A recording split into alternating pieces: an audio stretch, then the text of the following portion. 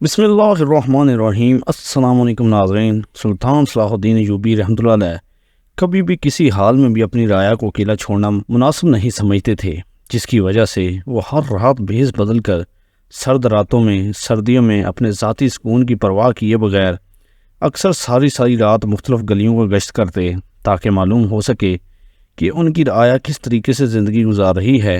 अगर उन्हें नज़र आता था कि इनकी राया में से कोई परेशान है या फिर कोई किसी तकलीफ़ में मुब्तला है, तो वो फ़ौरन ही अगले रोज़ इसको दरबार में बुला लेते और इसका मसला सुनते थे और हल करके इसको खुश कर देते थे। उस वजह से सुल्तान सलाहुद्दीन अय्यूबी को लोग बहुत मानते थे और अपना हर छोटे से छोटा मसला हो या बड़े से बड़ा मसला क्यों ना हो, वो लोग सुल्तान सलाहुद्दीन अय्यूबी रहमतुल्लाह अलैह के पास आकर उन्हें बताते थे। और सुल्तान मुअज़्ज़म अपनी जानब से हर मुमकिन कोशिश करते थे कि उनकी राया का वो बंदा उनके दरबार से अपनी परेशानी का मुनासिब हल निकाल कर यानी खुश होकर जाए। इसके अलावा भी उन्होंने ये मामूल बनाया हुआ था कि वो सुबह के वक्त अदालत लगाते थे और लोग उनके पास आकर अपना मसला पेश करते थे, जिसको सुनकर वो कभी भी नज़रअंदाज नहीं करते थे, बल्कि इसको उसी वक्त हल कर देते थे। वो कभी भी किसी के साथ नाइंसाफ़ी नहीं करते थे और ना ही किसी में फ़र्क करते थे। सुल्तान के दरबार में अमीर से अमीर बंदा क्यों ना आए या गरीब से गरीब बंदा ही क्यों ना आए, वो सुल्तान को अपना मसला बताते। सुल्तान सब की बात तहम्मुल से सुनकर उसको हल करने के बाद वहाँ से रवाना होने की इजाज़त दे देते। अगर वो कभी गलती कर देते या उनसे किसी चीज़ में चूक हो जाती तो वहाँ मौजूद उनके वज़ीर और दीगर काजी उनसे मशवरा करके अपनी गलती को फौरी तौर पर सुधारते, क्योंकि सुल्तान सलाहुद्दीन अय्यूबी रहमतुल्लाह अलैह अपने वज़ीरों और काजियों को बहुत अहमियत देते थे। कभी भी वो सुल्तान को अकेला नहीं छोड़ते थे। हर सिपाही उनकी हिफाजत करना अपना अव्वलीन फरीज़ा समझता था, लेकिन एक वज़ीर अली बिन सुफियान से उनका एक ख़ास लगाव था, क्योंकि इस वज़ीर ने अपने हर अमाल से सुल्तान सलाहुद्दीन अय्यूबी को बता दिया था कि वो सुल्तान से कितनी मोहब्बत करता है और उनके लिए अपनी जान देने से भी पीछे नहीं हटता। इसी वजह से सुल्तान सलाहुद्दीन अय्यूबी रहमतुल्लाह अलैह कभी इसकी बात को रद्द नहीं करते थे और इसकी बात को बहुत ही ध्यान से सुनते थे। बहुत से लोग इसी वजह से अली बिन सुफियान से खार खाते थे, लेकिन सुल्तान किसी पर ध्यान नहीं देता था। हर रोज़ की तरह आज भी दरबार लगा हुआ था और राया आ रही थी और अपना मसला सुल्तान के गोश गुजार कर रही थी। कुछ लोग अपनी कोई परेशानी बताते तो कोई अपनी ज़िंदगी का संगीन मसला बताता तो कोई कुछ। सुल्तान सलाहुद्दीन अय्यूबी रहमतुल्लाह अलैह सब की बात ध्यान से सुन रहे थे। इसी दौरान ही एक लड़की आई जिसकी उम्र तकरीबन 20 से 25 साल होगी। वो लड़की दिखने में काफ़ी खूबसूरत लग रही थी। उसका चेहरा दूर से भी ज़्यादा सफ़ेद था, जिसमें गुलाबीपन शामिल था। चेहरे पर एक अलग ही मासूमियत थी जो किसी को भी अपनी तरफ माइल कर सकती थी। ये लड़की रोती हुई सुल्तान के दरबार में हाज़िर हुई। सर झुका के सुल्तान के सामने खड़े होकर ज़ारो कतार रोने लगी। सुल्तान यकदम ही परेशान हो गए, क्योंकि वो लड़की मुसलसल बिना कोई बात बताए हुए रोए जा रही थी। इसका रोना तमाम वज़ीरों हत्ता के सुल्तान को भी समझ नहीं आ रहा था।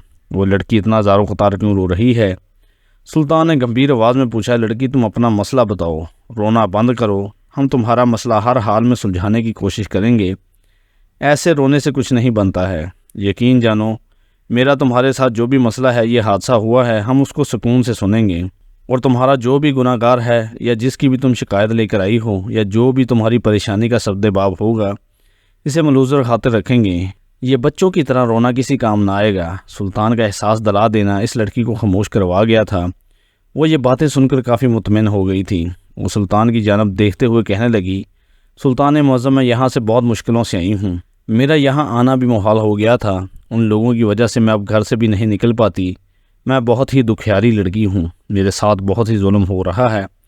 इस जुल्म को रोकने वाला कोई नहीं। सुल्तान ने जब इसका रोना, इसकी बातें सुनी तो वो मज़ीद उलझने लगे। उन्होंने कहा, है लड़की, मुझे बातों में ना उलझाओ, मुझे तफसील से आगाह करो कि आखिर तुम्हारे साथ क्या परेशानी पेश आ गई और किसकी वजह से तुम्हारा निकलना मुश्किल हो रहा है, जिसकी वजह से तुम्हारी ये हालत है। इस लड़की ने जब ये सुना तो वो एक बार फिर ज़ारो कतार रोती हुई कहने लगी, सुल्तान मुअज़्ज़म, मेरे बाप का बहुत पहले इंतकाल हो चुका है। करीबन 8 साल पहले एक भाई था, लेकिन वो भी बीमार होकर हमें 2 साल पहले तन्हा छोड़ गया। मैं अपनी बेवा माँ के साथ अपने घर में रहती हूँ। बाप और भाई का जब से सर से हाथ उठा है, लोग इस चीज़ का नाजायज़ फ़ायदा उठाते हैं, क्योंकि हमारे सर पर किसी मर्द का हाथ नहीं है। सुल्तान सलाहुद्दीन अय्यूबी रहमतुल्लाह अलैह बहुत गौर से इसकी बातें सुन रहे थे। वो मज़ीद कहने लगी, सुल्तान मुअज़्ज़म, हर रोज़ 5 लड़के मेरे घर में घुस आते हैं, मेरे साथ बदकारी करने की कोशिश करते हैं اور جب میری ماں ان کو ایسا کرنے سے روکتی ہے تو وہ لوگ میری ماں کو بھی گالیاں دیتے ہیں، مارتے پیٹتے ہیں اور مجھے بھی گالیاں دیتے ہوئے بدکاری کرنے کی کوشش کرتے ہیں۔ اسی وجہ سے میں بہت زیادہ پریشان ہوں۔ سلطان معظم، ہمارے گھر میں کوئی محافظ نہیں جو ہماری حفاظت کر سکے۔ ہمارے محافظ صرف اور صرف آپ ہی ہیں۔ میں اور میری ماں گھر پر اکیلی ہیں۔ خدا را مجھے ان ظالم لڑکوں سے بچائیں، میری حفاظت کریں۔ میری بوڑھی ماں بہت تھک چکی ہے، مزید اور کوئی دکھ برداشت نہیں کر سکتی۔ باپ اور بھائی کا اس دنیا سے چلے جانا میری ماں کو ختم کر گیا ہے۔ وہ لڑکے ہمارے قبیلے کے ہی ہیں۔ ابھی بھی میں چھپتے ہوئے یہاں پر آئی ہوں، کسی کو اس بات کا علم نہیں کہ میں یہاں پر موجود ہوں۔ اگر ان لوگوں کو اس بات کا علم ہو جاتا تو وہ لوگ ایک بار پھر میرے ساتھ وہی سب دہرانے کی کوشش کرتے۔ سلطان معظم، وہ لوگ میری عزت کو روندنے کی ہر ممکن کوشش کرتے ہیں۔ میں اور میری ماں اس چیز کی وجہ سے بہت پریشان ہیں۔ سلطان نے اس لڑکی کا سارا معاملہ سنا تو ان کو اپنی رگیں پھٹتی ہوئی محسوس ہوئیں۔ ان کا غصے سے برا حال تھا۔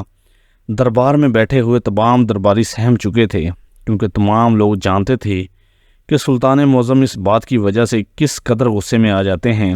وہ اس چیز کو بالکل بھی اچھا نہیں سمجھتے تھے۔ وہ کسی کو بھی ایسی غلیظ حرکت کرنے کی معافی نہیں دیتے تھے، بلکہ سزائے موت تک کا حکم سنا دیتے تھے اور بھرے مجمع میں ہی ایسے کرداروں کی گردنیں اڑا دیا کرتے تھے۔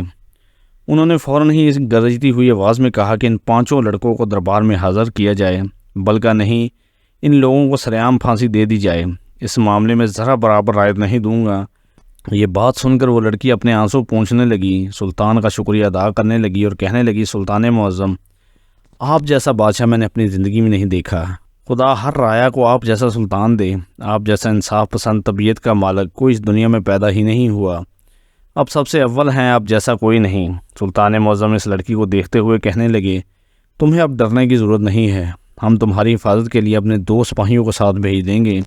تم اب نہ ڈر ہو کر اپنے گھر جاؤ۔ بے شک تمہارے سر پر باپ اور بھائی کا سایہ نہیں ہے، لیکن ہم اپنی رایا کی ہر بیٹی کے لیے باپ بھی ہیں اور ان کے بھائی بھی ہیں۔ تم ہماری سرپرستی میں ہو، اب ڈرنے کی کوئی ضرورت نہیں۔ ہم ان 5 لڑکوں کو پھانسی دے دیں گے، جس کی وجہ سے یہ عمل کوئی دوبارہ نہیں کر پائے گا۔ سب کے لیے ایسی حرکت عبرت کا نشان بن جائے گی۔ کوئی بھی مرد ہماری رایا کی بہن بیٹی کے ساتھ یہ نہیں کر پائے گا۔ انہوں نے یہ بولا تو وہ لڑکی مسکراتی ہوئی وہاں سے لوٹ گئی۔ اس لڑکی کے جانے کے بعد انہوں نے کچھ اور لوگوں کے مسائل سنے، اور جب تمام لوگ اپنے مسائل سلطان کو بتا کر چلے گئے، سلطان بہت زیادہ غصے کی حالت میں نظر آ رہے تھے۔ تو ایک وزیر نے ڈرتے ڈرتے سلطان سے مخاطب ہو کر کہنے لگے، سلطان معظم، میں اپنی جان کی مان پاؤں تو کچھ عرض کرنا چاہتا ہوں۔ انہوں نے وزیر کی جانب چنبے سے دیکھا اور کہنے لگے، کہو وزیر، کیا بات ہے؟ وزیر کہنے لگا، سلطان معظم، آپ ہر بار تصدیق کے بنا کوئی فیصلہ اور سزا نہیں سناتے ہیں، تو آج آپ نے یہ فیصلہ کیوں سنا دیا کہ ان 5 لڑکوں کو سرعام پھانسی دی جائے گی؟ میں مانتا ہوں وہ لوگ غلط ہیں۔ ان لوگوں نے ایک لڑکی کے ساتھ بدکاری کی ہے، جس کی سزائے موت کے سوا کوئی اور کچھ نہیں، لیکن 5 لڑکوں کا بیان بھی ہمیں سننا چاہیے۔ آخرکار وہ لوگ اس بارے میں کیا کہتے ہیں؟ میں یہ نہیں کہتا کہ وہ لڑکی جھوٹ بول رہی ہوگی، اس کا ایک ایک لفظ سچائی کی گواہی دے رہا تھا، اس کے لہجے میں سچائی بول رہی تھی۔ اس کے آنسو ہم لوگوں پر بھی یہ بات واضح کر چکے تھے کہ وہ کسی بھی بات کو جھوٹ کا رنگ نہیں دے رہی۔ لیکن سلطان معظم، آپ بادشاہ ہو، آپ پر یہ لازم ہے کہ آپ دونوں مخالفین کی بات کو سنیں اور اس کے بعد فیصلہ کریں۔ سلطان صلاح الدین ایوبی رحمۃ اللہ علیہ کو وزیر کی یہ بات سیدھی دماغ پر لگی۔ وزیر بالکل ٹھیک بول رہا تھا۔ اس کا یہ اصول تھا کہ وہ کبھی بھی یک طرفہ بات پر یقین نہیں کرتے تھے، وہ دونوں طرف کے فریقین کی بات کو سننے کے بعد ہی فیصلہ کرتے تھے۔ پھر سلطان نے وزیر کو مخاطب کرتے ہوئے کہا کہ آج میں اس وقت جاہ و جلال میں آ گیا تھا۔ مجھ سے اس لڑکی کا دکھ برداشت نہیں ہوا تھا کہ اتنی ہمت کون کر سکتا ہے کہ مسلمانوں کے ہوتے ہوئے کسی بھی مسلمان کی بہن بیٹی پر کوئی بری نظر رکھتا ہو اور گندے ارادے سے کسی کے گھر میں آتا جاتا ہو۔ وہ 5 لڑکے مجھے ظالم لگے اور وہ لڑکی مظلوم لگی۔ اسی وجہ سے میں نے فیصلہ کیا اور فوراً ہی ان کو سزا سنا دی۔ لیکن تمہاری بات درست ہے اے وزیر، مجھے کل ہی وہ 5 لڑکے دربار میں حاضر چاہیے اور ان کے ساتھ وہ لڑکی بھی چاہیے۔ دونوں کا آمنا سامنا کروانے کے بعد میں تمام باتیں ان لوگوں سے پوچھوں گا۔ جو بھی غلط ہوا انہیں سزا ضرور دی جائے گی۔ میں یک طرفہ فیصلہ نہیں کروں گا۔ سلطان کا حکم بجا لایا گیا اور اگلے ہی روز ان 5 لڑکوں نے اس لڑکی کو دربار میں حاضر کیا گیا۔ وہ لڑکی خوف زدہ نگاہوں سے ان لوگوں کو دیکھ رہی تھی اور وہ 5 لڑکے بھی تھر تھر کانپ رہے تھے۔ ان لوگوں کا خوف سے پیلا پڑتا چہرہ سلطان کو آدھی سچائی سے تو آگاہ کر ہی چکا تھا، لیکن وہ اپنے کانوں سے ان لوگوں کے منہ سے ساری سچائی سننا چاہتے تھے۔ اس کے بعد ہی وہ سریعام ان کو پھانسی دینے پر قادر تھے۔ سلطان صلاح الدین ایوبی رحمۃ اللہ علیہ نے اپنی روب دار آواز میں ان پانچوں لڑکوں کو مخاطب کیا اور کہنے لگے، تم لوگوں کو شرم نہیں آئی ایک معصوم لڑکی کے ساتھ یہ ظلم کرتے ہوئے؟ اور تم لوگوں کو خوف نہیں آیا کہ تم لوگ میری سلطنت میں یہ گستاخی کرنے جا رہے ہو؟ یہاں انسان رہتے ہیں، کوئی جنگل کے جانور تو نہیں رہتے کہ جن کو تم اپنی مرضی سے شکار کرتے رہو گے۔ تم لوگ جانتے ہو نا کہ یہاں پر جو بھی ظلم ہوتا ہے اس پر پردہ پوشی نہیں کی جاتی، بلکہ ان لوگوں کو سزا دی جاتی ہے۔ کیا تم لوگ یہ بات بھول گئے تھے؟ ان لوگوں کا ڈر سے برا حال تھا۔ ان میں سے ایک کہنے لگا، سلطان معظم، ہم اپنے کیے کی معافی مانگتے ہیں، ہم دوبارہ کبھی بھی یہ غلطی نہیں کرنے کی کوشش کریں گے، خدا را ہمیں معاف کر دیں، ہم آپ کو یہاں نظر ہی نہیں آئیں گے، ہمیں موت کی سزا نہ دی جائے، ہم نے اتنا بڑا گناہ نہیں کیا۔ سلطان نے جب یہ بات سنی تو غصے سے کہنے لگے، تم لوگوں کو شرم نہیں آتی یہ بات کہتے ہوئے کہ تم لوگوں نے اتنا بڑا گناہ نہیں کیا؟ تم لوگوں نے ایک لڑکی کی عزت کو رون دیا اور تمہارا کہنا ہے کہ تم نے اتنا بڑا گناہ نہیں کیا۔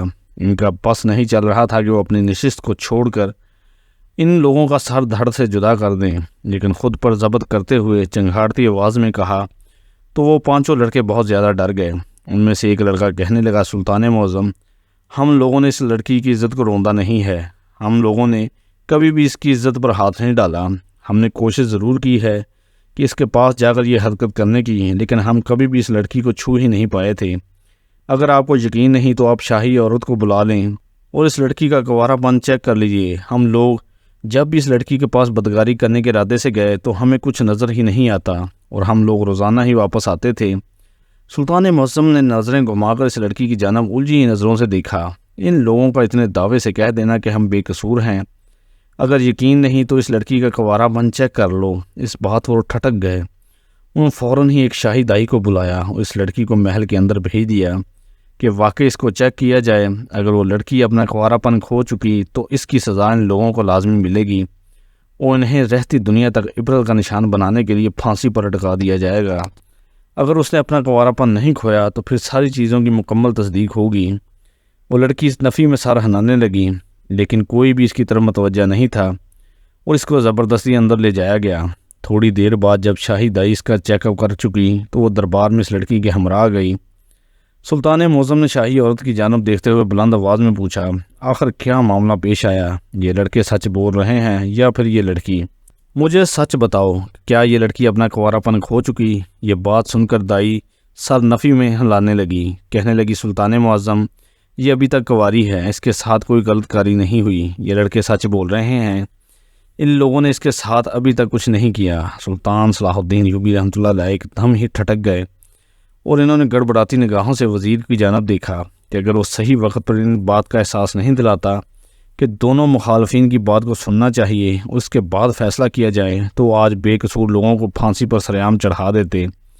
پھر سلطان نے فوراً اس لڑکی کی جانب دیکھا اور غراتی ہوئی آواز میں کہنے لگا، لڑکی، ہمیں جھوٹ سے سخت نفرت ہے، ہم نے کئی جھوٹ بولنے والوں کو کال کوٹری میں بند کیا ہوا ہے، اگر تم ہم سے جھوٹ بولو گی اور ہمیں گمراہ کرو گی تو ہم تمہارے ساتھ بھی یہ کرنے سے گریز نہیں کریں گے اور تمہیں بھی ہم زندان میں ڈال دیں گے۔ یہ بات سن کر وہ لڑکی سسکنے لگی، روتے ہوئے کہنے لگی، سلطان معظم، ان لوگوں نے میرے ساتھ زبردستی کرنے کی ہر ممکن کوشش کی تھی اور یہ لوگ ہر روز ایسا کرتے ہیں، کیونکہ میری ماں کو صحیح طرح سے نظر بھی نہیں آتا، لیکن میری ماں نے مجھے ایک آیت سکھائی ہے، جب بھی یہ لوگ میری طرف غلط کاری کے لیے ہاتھ بڑھاتے تو میں اس آیت کا ورد کرنا شروع کر دیتی، جس سے سامنے میں موجود دشمن اندھا ہو جاتا ہے، اسے سامنے کوئی چیز نظر نہیں آتی اور وہ ادھر ادھر گرنے لگتا ہے اور وہاں سے لوٹ جاتا ہے۔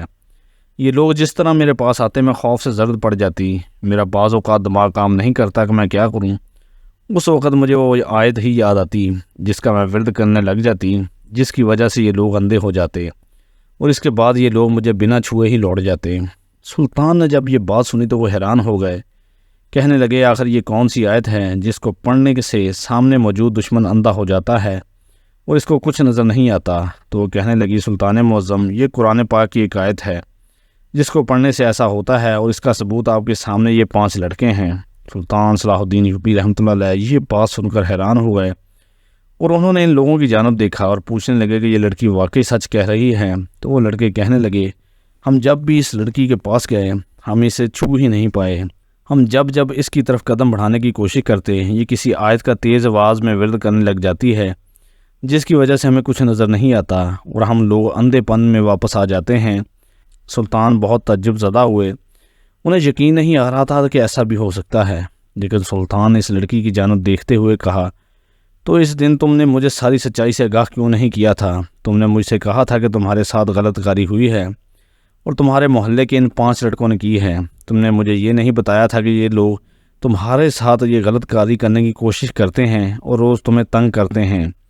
تو وہ کہنے لگی، سلطان معظم میرا یقین کریں، میں نے آپ کو یہی تو کہا تھا کہ یہ لوگ میرے ساتھ غلط کاری کرنے کی کوشش کرتے ہیں اور میری عزت پر ہاتھ ڈالتے ہیں۔ میرے گھر پر کوئی سرپرست نہیں جو ہماری حفاظت کر سکے۔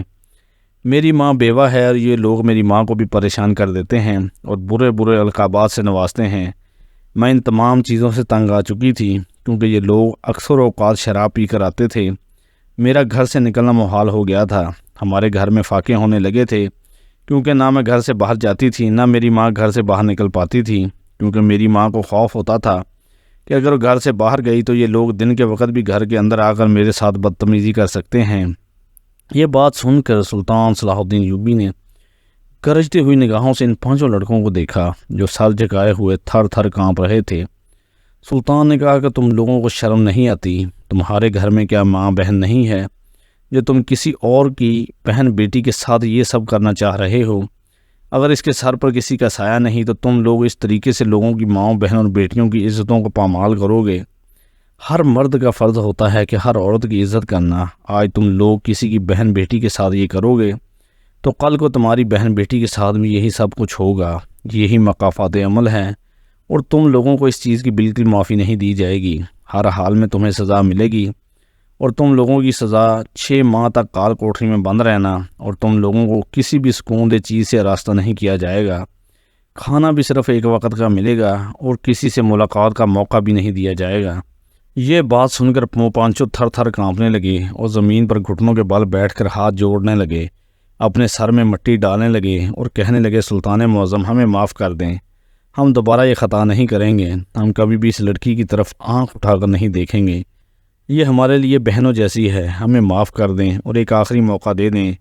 سلطان معظم نے اس لڑکی کی جانب دیکھا جو رو رو کر اداس اور لال ہوئی آنکھوں سے ان 5 کو دیکھ رہی تھی۔ سلطان نے کہا کہ اگر یہ لڑکی تمہیں معاف کر دیتی ہے تو پھر میں تم لوگوں کو معاف کر دوں گا، اگر اس نے تم لوگوں کو معاف نہیں کیا تو تم لوگوں کے لیے سزا منتخب کر دی جائے گی جس کو تم لوگوں کو ہر حال میں پورا کرنا ہوگا۔ وہ لوگ فوراً ہی یہ بات سن کر اس لڑکی کی طرف گھومے اور گڑ گڑاتے ہوئے کہنے لگے، ہمیں معاف کر دو، ہم دوبارہ تمہاری طرف آنکھ اٹھا کر نہیں دیکھیں گے، بلکہ تمہارے گھر کے پاس سے بھی نہیں گزرنا اپنی توہین سمجھیں گے۔ تم آج سے ہماری سگی بہن ہو، ہماری بات کو نظر انداز نہ کرو، ہمارے گھر والے بہت زیادہ پریشان ہو جائیں گے، ہمیں معاف کر دو۔ اس لڑکی نے جب ان 5 کو اپنے قدموں میں گرتے ہوئے دیکھا تو سارا آسمان کی جانب اٹھا کر اللہ کا شکر ادا کرنے لگی اور اس کے بعد سلطان صلاح الدین ایوبی کی جانب دیکھتے ہوئے کہنے لگی، سلطان معظم میں ان لوگوں کو معاف نہیں کرنا چاہتی ہوں، ان لوگوں نے میری عزت کو خراب کرنے کی ہر ممکن کوشش کی ہے، میں نے عذاب ناک راتیں گزاری ہیں جس کے بارے میں صرف میں ہی جانتی ہوں، میری ماں ہر وقت میری وجہ سے پریشان رہتی تھی، ہمارا جینا ان لوگوں نے محال کر دیا تھا۔ سلطان معظم ان لوگوں کو بالکل معاف نہیں کرنا چاہتی ہوں، آپ ان لوگوں کو جو سزا دینا چاہتے ہیں وہ لازمی دیں، اور ہر انسان کو اس بارے میں معلوم ہونا چاہیے کہ جو بھی بنت ہوا کو روکنے کی کوشش کرے گا اس کو اس طریقے کی ہی سزا دی جائے گی۔ اس کی آواز پورے محل میں گونج رہی تھی۔ سلطان نے کہا کہ بے شک تمہاری بات کو ہم اہمیت دیں گے اور ان لوگوں کو 6 ماہ کے لیے زندان میں ڈال دیا جائے گا۔ فوراً ہی سپاہی آئے اور ان لوگوں کو بندی بنایا گیا اور زندان میں لے جایا جانے لگا تو وہ لوگ تیز آواز میں چیخنے چلانے لگے، لیکن کوئی بھی ان کی طرف دیکھنا گوارا نہیں کر رہا تھا کیونکہ ان لوگوں کی جگہ زندان میں ہی تھی اور انہیں وہیں بھیج دیا گیا۔ اس واقعے سے یہ ثابت ہوا کہ کبھی بھی ہمیں یک طرفہ بات سن کر فیصلہ نہیں کرنا چاہیے، بلکہ دونوں جانب سے تمام رودات سننے کے بعد ہی فیصلہ کرنا چاہیے، کیونکہ بعض اوقات ہم لوگ ایک جگہ سے بات سن کر فیصلہ کر دیتے ہیں اور کئی بار وہ باتیں ہمیں گمراہی کی طرف راغب کر دیتی ہیں۔